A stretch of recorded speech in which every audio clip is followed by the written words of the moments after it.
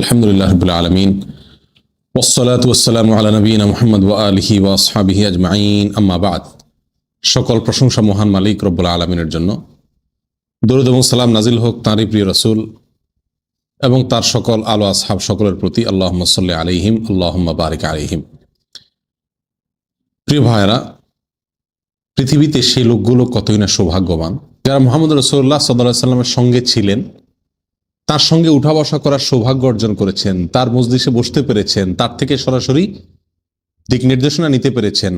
আল্লাহ সুবহানাহু ওয়া তাআলা তাদেরকে তাঁর রাসূলের জন্য তিনি নির্বাচন করেছেন, পছন্দ করে করে বাছাই করেছেন। বহু হাদিসে এই বিষয়ে ইঙ্গিত পাওয়া যায়। তো সাহাবা একরামের যে সৌভাগ্য, এটি পৃথিবীতে অন্য কোনো মানুষের আর অর্জন হয়নি। এ আক্ষেপ প্রত্যেক মুমিনের অন্তরেই থাকার কথা যে আমি যদি নবী আলাইহিস সালামের সঙ্গে কিছু সময় কাটাতে পারতাম, আমার কোনো দোয়া আল্লাহর কাছে যদি তার দিয়ে করাতে পারতাম, তার কাছে চেয়ে নিতে পারতাম সরাসরি আল্লাহর কাছ থেকে, আমার কোনো সমস্যার সমাধান যদি তিনি করে দিতেন, তার কিছু সময়ের সান্নিধ্য যদি আমাকে সাহাবী হওয়ার মর্যাদা এনে দিতে পারত, কতই না সৌভাগ্যবান আমরা হতে পারতাম, ঠিকই না প্রিয় ভাইয়েরা? কিন্তু সেই সুযোগ এখন আর নাই। একটা সুযোগ আছে নবী আলাইহিস সালামের সঙ্গ লাভ করার, তার কাছে থাকার। কোথায়? জান্নাতে।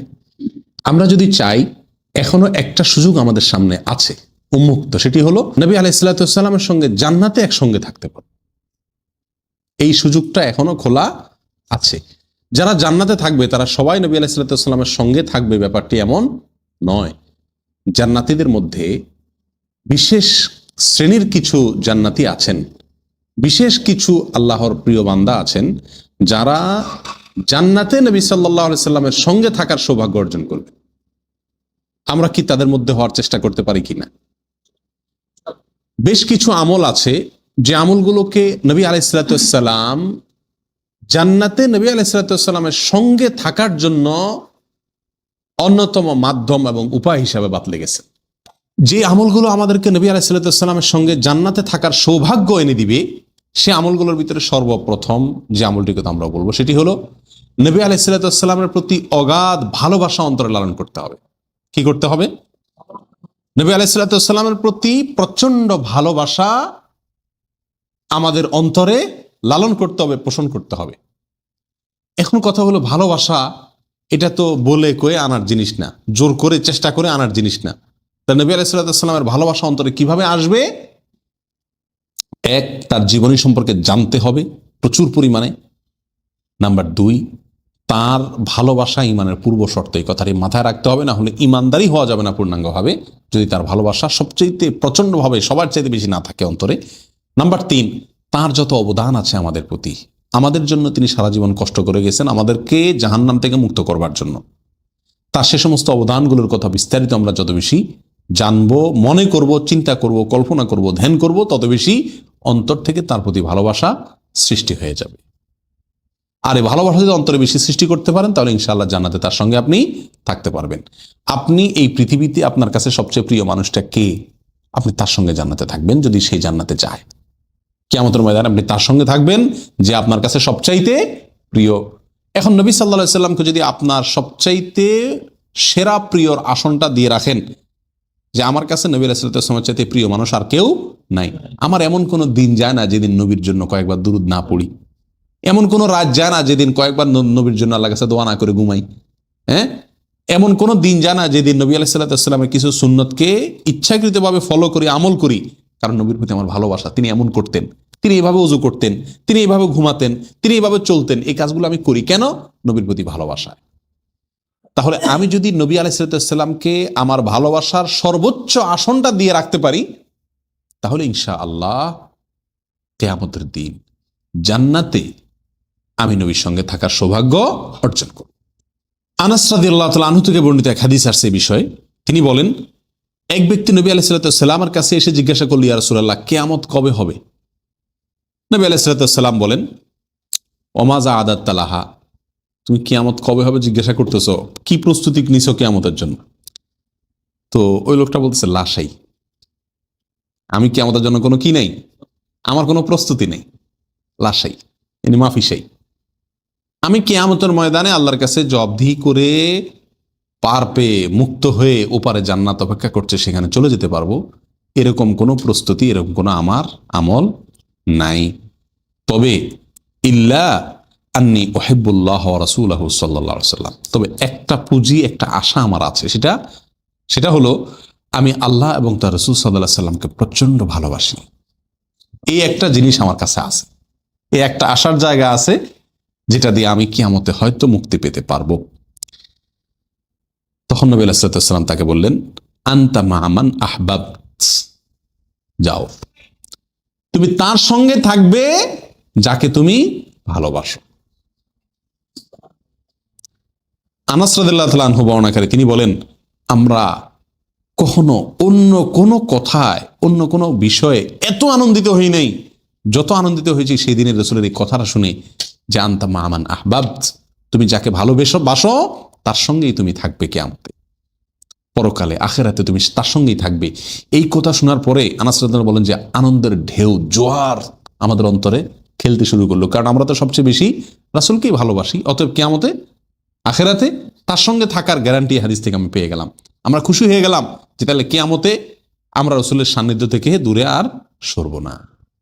প্রিয় ভাইরা, এই হাদিস আমাদেরকে জানিয়ে দিচ্ছে যে আমি যদি রাসূল সাল্লাল্লাহু আলাইহি সাল্লামের ভালোবাসা অন্তরে সবচেয়ে বেশি লালন করি, তাহলে কিয়ামতের দিন আখিরাতে ইনশাআল্লাহ রাসূলের সঙ্গে জান্নাতে থাকার সৌভাগ্য অর্জন হবে। আল্লাহ আমাদেরকে সে তৌফিক দান করুন। নাম্বার 2, দ্বিতীয় আমল। এ প্রসঙ্গে রবিয়া ইবনে কাব আল ইসলামী রাদিয়াল্লাহু তাআলা আনহু তিনি বলেন, আমি নবী সাল্লাল্লাহু আলাইহি সাল্লামের কাছে রাতে থাকতাম, তো একবার তার জন্য আমি উজুর পানি নিয়ে আসলাম এবং ঘুম থেকে ওঠার পরে পাক সাফ হওয়ার জন্য যা যা লাগে সেই আইটেমগুলো হাজির করলাম তার খেদমতে, সেবায়। তো এগুলো যখন সামনে হাজির করে দিলাম, নবী আলাইহিস সালাম আমার এই খেদমতে, আমার সেবায় খুশি হয়ে তিনি আমাকে বললেন যে, সাল, আমার কাছে কিছু চাও তুমি, রবিয়া তুমি আমার কাছে কিছু চাও। তো সাহাবী বলেন, আমি তখন বললাম, আসআলুকা মুরাফাকাতাকা ফিল জান্নাহ, হে আল্লাহর রাসূল, আমি আপনার কাছে চাই জান্নাতে আমি আপনার সঙ্গে যেন থাকতে পারি। নবী আলাইহিস সালাম বলেন, আওয়া গায়রা যালিক, অন্য কিছু চাও। এত বড় জায়গায় হাত দিবে লোক, তিনি চিন্তাও করেননি, যে মনে করছে ছোট আরো কিছু চাবে আর কি, আল্লাহর কাছে ক্ষমা টমা চাবে, হয়তো বিশেষ কিছু চাবে। এখন চাইতে চাইতে সে একেবারে সর্বোচ্চটাতে হাত দিয়ে বসছে, জান্নাতে চাইতে চাই, শুধু সেটা না, জান্নাতে আপনার সঙ্গে থাকতে চাই, সবচেয়ে বড়টা হাত দিছে না। নবী আলাইহিস সালাম বলেন যে, আওয়া গায়রা যালিক, এছাড়া আর কোনো চাহিদা আসেনি তোমার, সেটা বলো। লোকটা বলে, কুল তো হুয়া যাক, আমার চাহিদা সেটাই একটাই, আর কোনো চাহিদা নেই, আমার ওইটাই লাগবে, আপনি যেহেতু চাইতে বলছেন আমি ওইটাই চাইছি।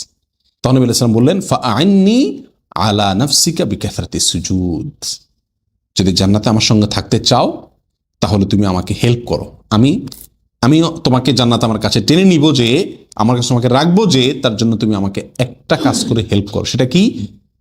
বেশি বেশি সিজদা করো।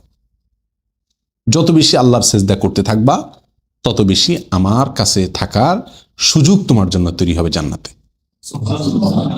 এই হাদিস থেকে জানা গেল দ্বিতীয় আমলটি হলো নবী আলাইহিস সালামের সঙ্গ লাভ করার জন্য, জান্নাতে তার সঙ্গে থাকার জন্য দ্বিতীয় আমল হলো বেশি বেশি কি করতে হবে? সিজদা করতে হবে, অধিক পরিমাণে সিজদা করতে হবে। 5 ওয়াক্ত সালাত কেউ ত্যাগ করে নবীর সঙ্গে জান্নাতে থাকবে, এটা তো কল্পনাই করা যায় না। 5 ওয়াক্ত সালাত তো পড়বেই, আগে পরের সুন্নতগুলো পড়বে, নফল সালাত পড়বে, বেশি বেশি সিজদা করবে, বেশি বেশি আমল নামাজ পড়বে। যত বেশি নফল নামাজ পড়বে, যত বেশি ফরজ নামাজের গুরুত্ব দিবে, যত বেশি সিজদা করবে, তত বেশি নবী আলাইহিস সালামের সঙ্গে জান্নাতে থাকার সৌভাগ্য অর্জন হবে ইনশাআল্লাহ। যখন সিজদা করতে কষ্ট হবে, তখন এই কথা মনে করব যে আমার এই সিজদা, আমার এই নামাজ পড়তে কষ্ট হচ্ছে, তো যদি আমি কষ্ট উপেক্ষা করে আমি সিজদায় পড়ি, আমার রাসূলের সঙ্গে জান্নাতে থাকার সৌভাগ্য তৈরি হবে, তার পথ সুগম হবে। অতএব দ্বিতীয় আমল হলো নবী আলাইহিস সালামের সঙ্গে জান্নাতে থাকতে হলে বেশি বেশি সিজদা করতে হবে, অর্থাৎ বেশি বেশি নামাজ পড়তে হবে। আল্লাহ আমাদেরকে সে আমলটাও করার তৌফিক দান করুন। নাম্বার 3, তৃতীয় আমল হলো নবী আলাইহিস সালামের বেশি বেশি আনুগত্য করতে হবে, তার বেশি বেশি অনুসরণ করতে হবে। হুবহু তিনি যা করেছেন তা করা, তিনি যা বলেছেন তা বলা, তিনি যা করতে বলেছেন সেটাই করা, তাকে ফলো করার জন্য পাগল পড়া থাকতে হবে।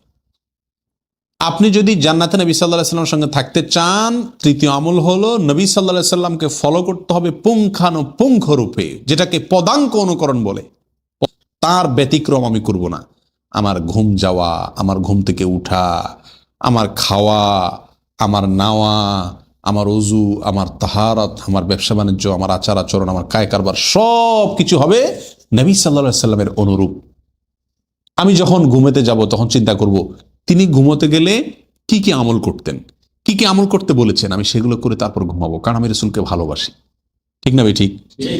এটা যত বেশি আপনি করতে পারবেন, আমরা করতে পারবো, তত বেশি জান্নাতে নবী আলাইহিস সালামের সঙ্গে থাকার কি হবে? সৌভাগ্য অর্জন হবে, সুযোগ তৈরি হবে, রাস্তা এবং দুয়ার তত বেশি খুলবে ইনশাআল্লাহ। এই বিষয়ে আব্দুল্লাহ ইবনে আব্বাস রাদিয়াল্লাহু তাআলা আনহু বর্ণিত একটা হাদিস আমরা উল্লেখ করতে পারি। এক ব্যক্তি নবী আলাইহিস সালামের কাছে এসে বলল, ইয়া রাসূলুল্লাহ, আমি আপনাকে ভালোবাসি, এত বেশি ভালোবাসি যে আমার মনে পড়ে মাঝে মধ্যে কোনো কাজে কখনো যদি আমি আসতে না পারি আপনার কাছে, আপনাকে একটু দেখতে না পারি, তো ওই দিন ওই সময় আমার মনে হয় আমি মরে যাব। কি বলেন? সবচেয়ে প্রিয় মানুষটার প্রতি এরকম একটা ভাব মানুষের একটা সময় তৈরি হয় কি হয় না? এই সাহাবী রাসূল সাল্লাল্লাহু আলাইহি সাল্লামকে কিরকম ভালোবাসতেন, যে ভালোবাসায় এরকম পাগল পড়া ছিলেন যে তাকে কোনোদিন না দেখলে তিনি প্রাণ বের হয়ে যাবে, তার এরকম কষ্ট তিনি অনুভব করতেন। ওই সাহাবী বলেন, ইয়া রাসূলুল্লাহ, তখন আমার মনে হলো যে দুনিয়াতে আপনাকে ছাড়া আমি এভাবে থাকতে পারি না, আমার কষ্ট লাগে, আমার মনে হয় আমি মরে যাব, এত ভালোবাসা আপনার জন্য হয়।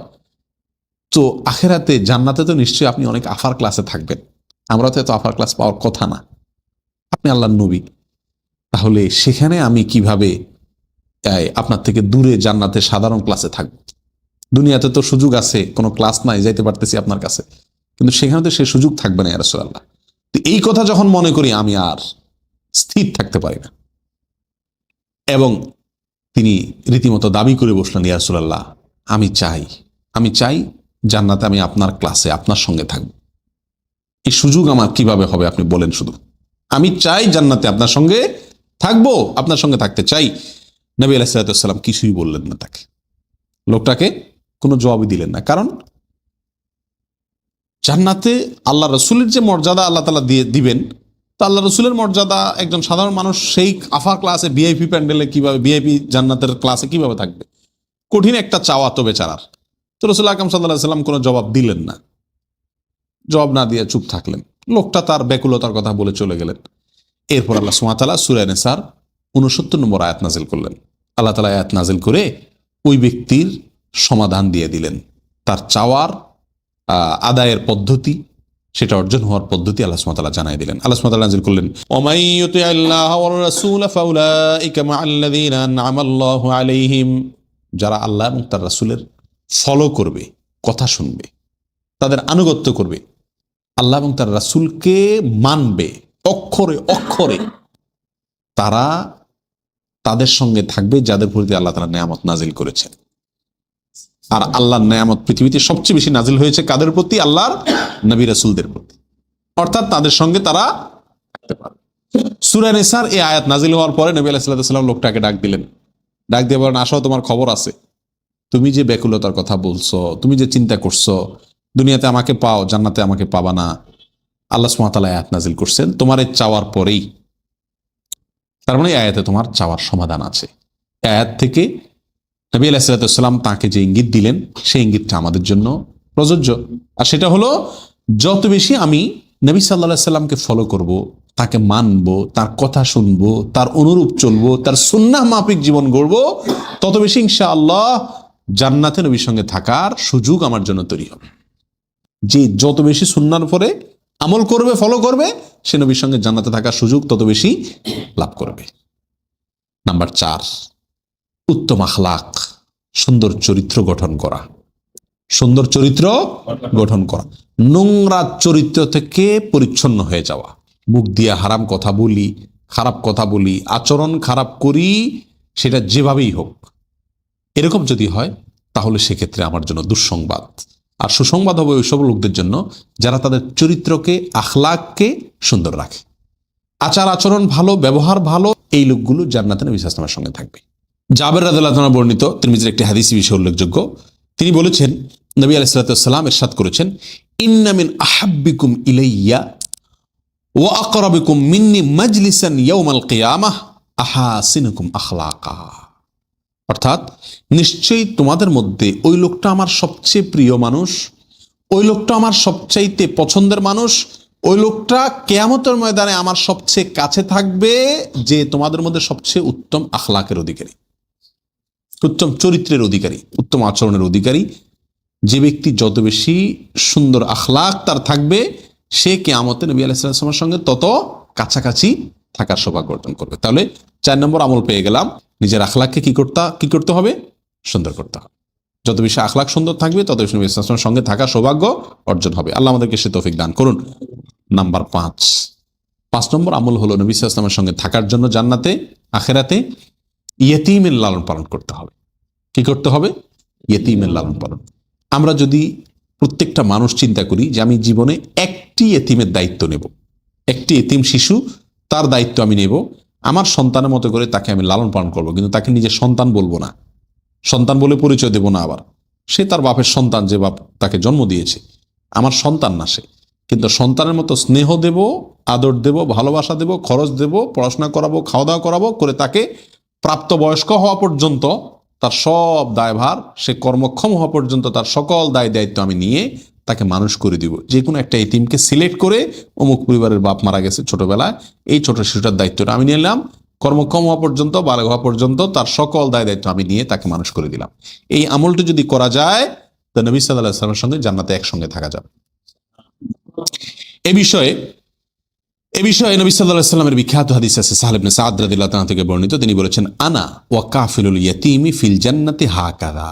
আমি এবং যে এতিমের লালন পালনকারী, একজন এতিমের অভিভাবকত্বকারী, যে এই দুইজন জান্নাতে এই 2 আঙ্গুল যেরকম আছে, এই 2 আঙ্গুলের মতো থাকবো। অর্থাৎ এই আঙ্গুল আর এই আঙ্গুল, দুইটার মাঝখানে আর কোনো আঙ্গুল আছে? নাই, দুইটা পাশাপাশি একেবারে লাগোয়া না।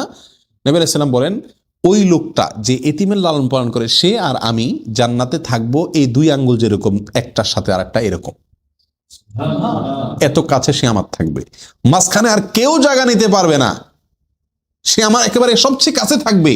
যে ব্যক্তি এতিমের কি করবে? লালন পালন করবে। নবী সাল্লাল্লাহু আলাইহি ওয়াসাল্লামের সবচেয়ে কাছে থাকার সুযোগ সেই লোকেরা অর্জন করবে। প্রিয় ভাই, তাহলে 5 নম্বরে আমলটি আমরা করতে পারি কিনা? একটি এতিম শিশুর দায়িত্ব নিলে, আল্লাহ আমাকে আরেকটা সন্তান দিলে আমার আরেকটা সন্তানের খরচ বেশি হইতো কি হইতো না? তাহলে সেটা যদি আমি একটা এতিম শিশুকে লালন পালনের দায়িত্ব নিই, সে তার মায়ের কাছেই থাকলো, কিন্তু আমি তার পুরা খরচ নিলাম, তাহলে এত বিশাল বড় সৌভাগ্য আমাকে এনে দিবে ইনশাআল্লাহ। যদি মেয়ে শিশু হয়, বালেগ হওয়ার পরে সে মেয়ের সঙ্গে আমার দেখা দেওয়া জায়েজ নেই, আমি কিন্তু তার বাপ না, তার সাথে আমার পর্দা করতে হবে। আমরা চিন্তা করি যে তার সারা জীবন পাললাম, পড়ালেখা করালাম, বাপের মতোই তো আমি। না, এই সমস্ত ফাইজলামতি চলবে না। দিবেন শুধু কোনো আশা বিনিময়ে সে আমারে কামাই করে দিবে না, সে তার মা যদি বাঁচে থাকে মাকে দিবে, দাদা থাকলে দাদাকে দিবে, সে তার রক্ত সম্পর্ক দেবে, তার কাছ থেকে আমার কোনো সে নেই, আমি শুধু তাকে কি করে দিলাম? লালন পালন করে দিলাম। আমরা অনেকেই কিন্তু অনেক শিশুকে, অনেক অসহায় পরিবারকে সহায়তা করি টুকটাক, ঠিক না? ঠিক। বিশেষ করে প্রবাসে যারা আছে তাদের তো করতেই হয়। প্রিয় ভাই, আপনি একটি এতিম শিশুকে সিলেক্ট করেন, নির্দিষ্ট করেন, এবং এটাকে আপনি টার্গেট বানান যে এই ছেলে বড় হওয়া পর্যন্ত আল্লাহ আমাকে হায়াতে বাঁচায় রাখলে আমি এর দায়িত্ব নিলাম। এরকম যদি আমি করতে পারি, কিয়ামতের ময়দানে জান্নাতে নবী ইসলামের সঙ্গে থাকার সুযোগ তৈরি হবে। আল্লাহ আমাদেরকে সে আমলটা করার তৌফিক দান করুন। প্রিয় ভাই, 6 নম্বর আমল হলো মেয়ে সন্তানদের প্রতি সুন্দর আচরণ করা। আল্লাহ যাদেরকে কন্যা সন্তান দিছে, মেয়ে সন্তান দিছে, স্পেশালি মেয়ে সন্তানের প্রতি কি করা? একটু বেশি কেয়ার করা, তাদেরকে আদর করা, তাদেরকে ভালোবাসা করা দেওয়া, তাদেরকে যত্ন করা, তাদেরকে সুশিক্ষিত করা, সুন্দর পাত্রস্থ করার জন্য চেষ্টা করা। এক কথায় কোনো অবহেলা না করা। ছেলে নাই সেজন্য মন খারাপ না করা, হ্যাঁ, অথবা ছেলের চাইতে মেয়েকে একটু কেয়ার কম করা, এই সমস্ত না করা। এগুলো যদি আপনি না করতে পারেন, আল্লাহ আপনাকে কন্যা সন্তান দিয়েছে, সেটাকে যদি আপনি পেয়ে আপনি সন্তুষ্ট থাকেন, খুশি থাকেন, এবং এটার পিছনে আপনি আপনার শ্রম, মেধা, ভালোবাসা সবকিছু ব্যয় করেন একে মানুষের মতো মানুষ গড়ার জন্য, তাহলে ইনশাআল্লাহ আপনিও নবী আলাইহিস সালামের সঙ্গে জান্নাতে থাকার সুযোগ পাবেন। মেয়ের বাপদের জন্য বিরাট বড় সুখবর, ঠিক না ঠিক? আনাস ইবনে মালিক রাদিয়াল্লাহু তাআলা থেকে বর্ণিত হাদিসে নবী আলাইহিস সালাম বলেছেন, মান কানা লাহু উখতানি আও ইবনাতানি, যার দুটি বোন আছে অথবা দুটি মেয়ে আছে, ফা আহসানা ইলাইহিমা মা সাহিবাতাহু, যতক্ষণ পর্যন্ত ওই দুটি মেয়ে ওই দুটি বোন তার সান্নিধ্যে ছিল, অর্থাৎ বিয়ে হয় নাই, পরের বাড়ি যায় নাই, ততদিন পর্যন্ত সে তাদের সাথে সুন্দর আচরণ করেছে, তাদের খোঁজ খবর নিয়েছে, অবহেলা করে নাই, ত্রুটি করে নাই, পুরো তাদের সার্ভিস দিয়েছে, ভালোবাসা দিয়ে, সম্পদ দিয়ে, পয়সা দিয়ে, সবকিছু দিয়ে, এক কথায় তাদের প্রতি পরিপূর্ণ যত্নশীল ছিল সে। এরকম যদি কেউ থাকে, আনা ওয়াহুয়া ফিল জান্নাতি কাহাতাইন, ওই ইয়েতিমের বেলা যে কথা একই কথা এখানেও প্রযোজ্য, সে এবং আমি জান্নাতে এই দুই আঙ্গুলের মতো কাছাকাছি থাকব। প্রিয় ভাই, তাহলে কন্যা সন্তান, মেয়ে সন্তান, এদের প্রতি বিশেষ যত্ন নেওয়ার শিক্ষা ইসলাম আমাদেরকে দিয়ে গেছে। মেয়েদেরকে যে সুযোগ দিছে দেখেন, ছেলেদের জন্য কিন্তু এই সুযোগ নাই। আছে কোনো হাদিসে আমি পাই নাই আজ পর্যন্ত যে যে তার দুই ছেলেকে পালবে ভালো করে সে জান্নাতে আমার সাথে থাকবে বা সে এই পুরস্কার পাবে, এমন কোনো পুরস্কার নেই। ছেলে পালেন আপনি, আপনার ফায়দা, মেয়ে পালেন, দুনিয়ারও ফায়দা, আখেরাতেরও ফায়দা। তাহলে মেয়েদেরকে যে মর্যাদা ইসলাম দিছে, কোনো কোনো ক্ষেত্রে ছেলেদেরকেও সে মর্যাদা দেয় নাই, তারপরও এক শ্রেণী মানুষ বলে ইসলাম বলে মেয়েদের হক নষ্ট করছে। বলেন, তাহলে ভাই আমাদের যাদেরকে আল্লাহ তাআলা মেয়ে সন্তান দিয়েছে, ছেলে দেয় নাই, তারা মন খারাপ করবো না, কারণ আমার এটা জান্নাতের রাসূলের সঙ্গে থাকার একটা বিরাট মাধ্যম। 1 ডজন ছেলের বাপ হইছেন, তারপর আপনি জান্নাতের রাসূলের সঙ্গে থাকবেন এই গ্যারান্টি নাই। চিন্তা করেন, 2টা মেয়ে যার আছে তার এই সুযোগ আছে। আল্লাহ সুবহানাহু ওয়া তাআলা আমাদের সকলকে এই আমলটাও করার তৌফিক দান করুন। আমরা এক নজরে আবারও জেনে নেই যে আমলগুলো করলে নবী আলাইহিস সালাতুর সঙ্গে আমরা জান্নাতে একসঙ্গে তার সঙ্গে থাকার সৌভাগ্য অর্জন করব। সাহাবী যারা ছিলেন তারা সবচেয়ে সৌভাগ্যবান, আমরা আর সাহাবী হওয়ার সুযোগ নেই, কিন্তু সুযোগ আছে জান্নাতে নবী আলাইহিস সালামের সঙ্গে অনন্ত অসীমকাল চিরকাল তার সঙ্গে বসবাস করার, থাকার। আর সেই সুযোগ আমাদের তৈরি হবে যদি আমরা 6টি কাজ করতে পারি। কয়টি কাজ? 6টি কাজ। এই 6টি কাজের প্রতিটি কাজ যদি আমরা করার চেষ্টা করি, ইনশাআল্লাহ জান্নাতে নবী আলাইহিস সালামের সঙ্গে থাকার সৌভাগ্য আমাদের অর্জন হবে। নাম্বার 1, নবী আলাইহিস সালামকে সবচেয়ে বেশি ভালোবাসতে হবে। তার ভালোবাসা অন্তরে আমার সবচেয়ে প্রচন্ড, সবচেয়ে প্রগাঢ়ভাবে থাকবে। পৃথিবীর সকল ভালোবাসার চাইতে তার প্রতি ভালোবাসা আমার বেশি থাকবে অন্তরে।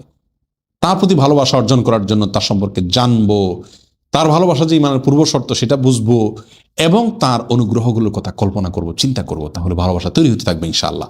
তাহলে প্রথম আমল হলো নবী আলাইহিস সালামের প্রতি ভালোবাসা অন্তরে প্রচন্ডভাবে কি করব? লালন করব, পোষণ করব, তাকে ভালোবাসবো। যত বেশি ভালোবাসবো তত বেশি তার সঙ্গে থাকার সুযোগ সৌভাগ্য তৈরি হবে। কারণ নবী আলাইহিস সালাম বলেছিলেন, আনতা মা মান আহবাবতা, যে ব্যক্তি তার সঙ্গে জান্নাতে থাকতে চেয়েছিলেন তাকে বলেছিলেন তুমি তার সঙ্গেই থাকবে যাকে তুমি সবচেয়ে বেশি ভালোবাসো। দ্বিতীয় আমল হলো বেশি বেশি সিজদা করা। নবী ইবনে কাব আল-আসলামী রাদিয়াল্লাহু তাআলা আনহু নবী আলাইহিস সালামের ওযুর পানিটা নিয়ে আগায় দিয়েছেন। নবী আসলাম খুশি হয়ে বলছেন যে আমার কাছে কিছু চাও। তিনি বলছেন যে আমি আপনার সাথে জান্নাতে থাকতে চাই। রাসূল আকরাম সাল্লাল্লাহু আলাইহি সাল্লাম বললেন অন্য কিছু চাও না? বলে না, এটাই চাই। নবী সাল্লাল্লাহু আলাইহি সাল্লাম চিন্তা করলেন সবচেয়ে বড়টা হাত দিয়ে বসছে, জান্নাতে যেতে চায় সেটা না, আপনার সঙ্গে জান্নাতে থাকতে চাই। কত বড় চাওয়া! আল্লাহ রাসূল সাল্লাল্লাহু আলাইহি সাল্লাম বলেন, ফাআইন্নী আলা নাফসিকা বিকাসরাতি সুজুদ, তাহলে তুমি আমাকে হেল্প করো একটা আমল দিয়া, বেশি বেশি সিজদা করো, আমার সঙ্গে জান্নাত থাকতে পারবা। তাহলে 2 আমল আমরা পাইলাম কি পাইলাম না? তাহলে দ্বিতীয় আমল হলো বেশি বেশি সিজদা করা, বেশি বেশি নামাজ পড়া। নাম্বার 3, নবী আলাইহিস সালামের অনুসরণ করা, পুঙ্খানুপুঙ্খ রূপে, অক্ষরে অক্ষরে তার অনুসরণ করা, ফলো করা। তো নবী আলাইহিস সালাম আমার সবচেয়ে বেশি বড় ফলো করার ক্ষেত্র হবেন। তিনি কিভাবে ঘুমাইছেন, কিভাবে বসেছেন, কিভাবে ব্যবসা করছেন, কিভাবে কথা বলছেন, কিভাবে চলছেন, কিভাবে চলতে বলছেন, আমি তার কথা শুনবো শুধু, ব্যাস। আমার একমাত্র অনুকরণীয় তিনি। নবী আলাইহিস সালামের অনুকরণ যে যত বেশি করবে তার সঙ্গে জান্নাতে থাকার সৌভাগ্য তত বেশি অর্জন করতে পারবে সে। কয়টা আমল গেল? 3 নম্বর আমল গেল।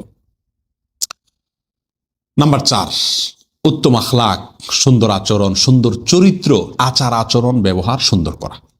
এটা যত বেশি করব তত বেশি নবী সাল্লাল্লাহু আলাইহি ওয়াসাল্লামের সঙ্গে কিয়ামতে কাছাকাছি থাকা যাবে। নাম্বার 5, ইয়েতিমকে লালন পালন করা। কারণ নবী সাল্লাল্লাহু আলাইহি ওয়াসাল্লাম বলেছেন আমি এবং ইয়েতিমের লালন পালনকারী এই তর্জনী এবং মধ্যমা এই 2 আঙ্গুলের মতো পাশাপাশি থাকব। নাম্বার 6, যারে আল্লাহ সুবহানাহু ওয়া তাআলা মেয়ে সন্তান দিয়েছেন অথবা বোন দিয়েছেন, তারা বোন এবং মেয়ে সন্তান এদেরকে ছোটবেলা থেকে যতদিন তাদের বিয়ে শাদী না হয় নিজের কাছে থাকে ততদিন পর্যন্ত, এবং বিয়ের পরে তো বটেই, তাদের সঙ্গে সুন্দর আচরণ করবে, ব্যবহার করবে, আদর যত্ন করবে, সোহাগ দিবে, তাদেরকে বড় করে তুলবে। এই তাদের প্রতি সদাচরণের বিনিময়ে নবী আলাইহিস সালামের সঙ্গে কি করা যাবে? জান্নাতে একসঙ্গে থাকা যাবে। এই 6টি আমল, আল্লাহ সুবহানাহু ওয়া তাআলা আমাদের সকলকে এই 6টি আমলের প্রতিটি আমলকে জীবনের তরে একেবারে আঁকড়ে ধরার তৌফিক দান করুন। শুধু জান্নাতে যাওয়া নয়, জান্নাতে নবী সাল্লাল্লাহু আলাইহি ওয়াসাল্লামের সঙ্গে থাকার সৌভাগ্য আল্লাহ তাআলা আমাদেরকে অর্জন করার তৌফিক দান করুন। জাযাকুমুল্লাহ ওয়া আখিরু দাওয়ানা আলহামদুলিল্লাহি রাব্বিল আলামিন।